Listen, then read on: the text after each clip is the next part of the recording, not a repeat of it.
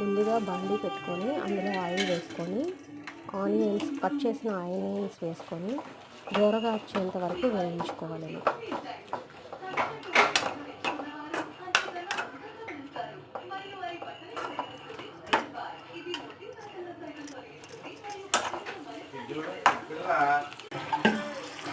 తర్వాత కొంచెం కరివేపాకు వేసి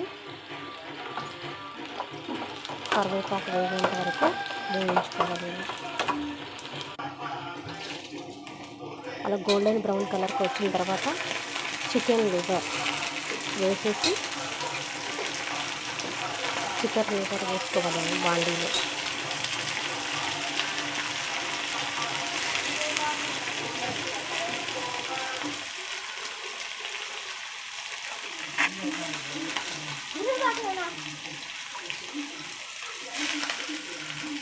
చికెన్ లివర్ మొత్తం వేసుకున్న తర్వాత అందులో 1 టేబుల్ స్పూన్ పసుపు వేసుకోవాలి.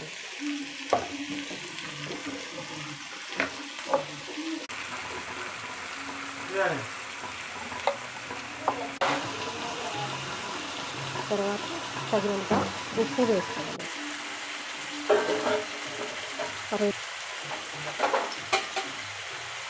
ఒక 5 మినిట్స్ మగ్గించవాలి.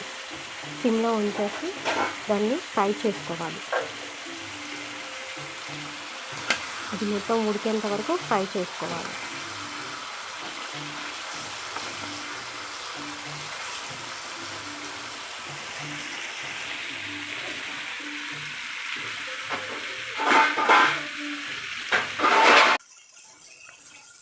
అలా ఆయిల్ పైకి తేలేంత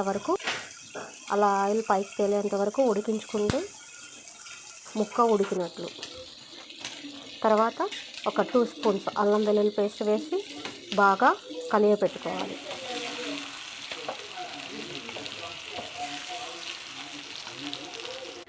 అల్లం వెల్లుల్లి పేస్ట్ వేసి బాగా కలియపెట్టిన తర్వాత మళ్ళీ ఒక 2 నిమిషాలు దాన్ని ఫ్రై చేసుకోవాలి. అలా ఫ్రై చేసుకున్న తర్వాత అలా ఫ్రై చేసుకుంటూ ఉండాలి. ఆయిల్ మొత్తం సపరేట్ అయ్యేంత వరకు ఫ్రై చేసుకోవాలి.